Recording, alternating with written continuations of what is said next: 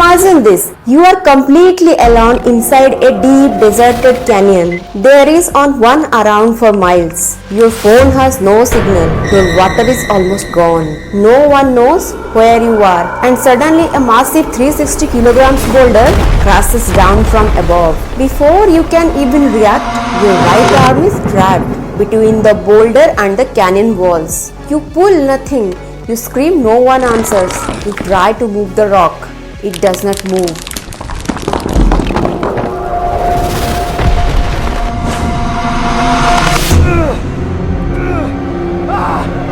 Help me!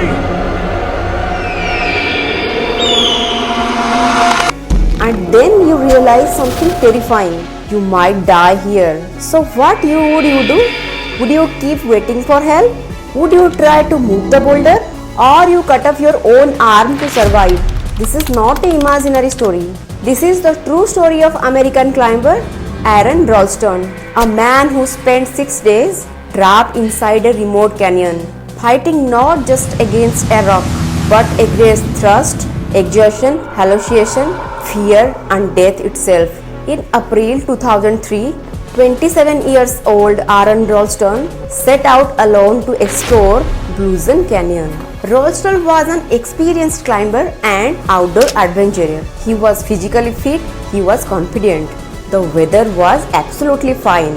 He believed he knew how to survive in the wilderness. He did not tell anyone where he was going. Not his family, not his friends. Nobody knew his exact destination. That meant when something went wrong, nobody would know where to look for him. He was descending through the narrow section of the canyon. The walls around him were towering above. The passage was so tight. There was barely enough room to move. Above him sat a huge unstable boulder.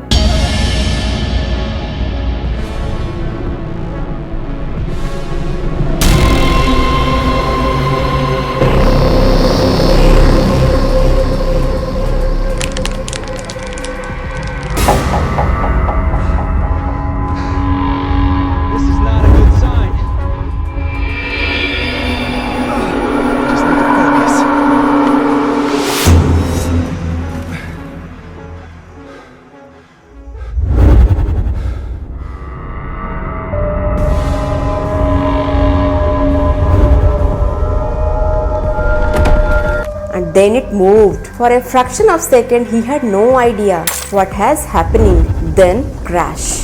The enormous rock dropped.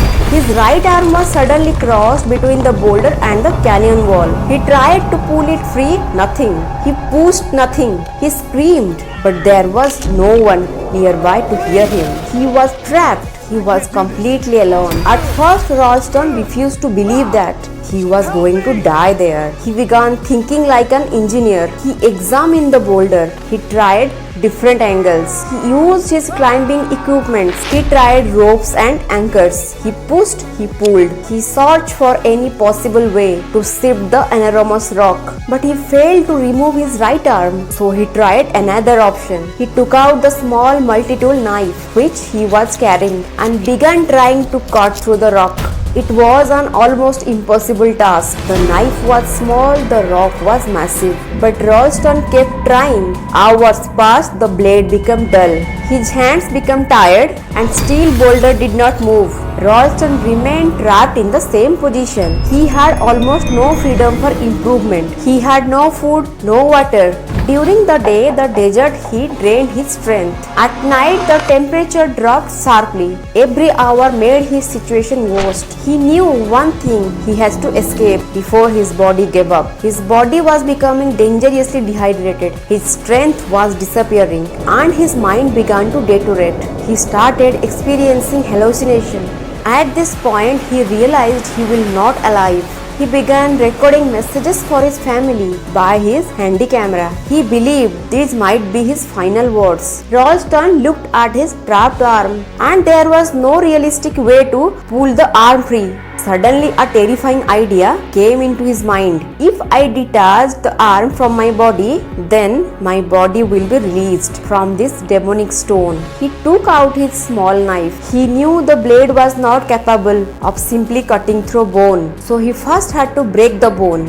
Using the canyon wall and rock as leverage, he applied tremendous force to his trapped arm, and eventually the bone of his forearm fractured. But that was only the beginning. He still had to separate the remaining tissue. Using the small knife, he began cutting through the damaged tissue and muscles. It took hours and extremely painful and horrifying. He fought through unimaginable pain, not because he wanted to, but because he waited to live. And finally his arms are free. But friends, the story is not end here. Freedom did not mean safety.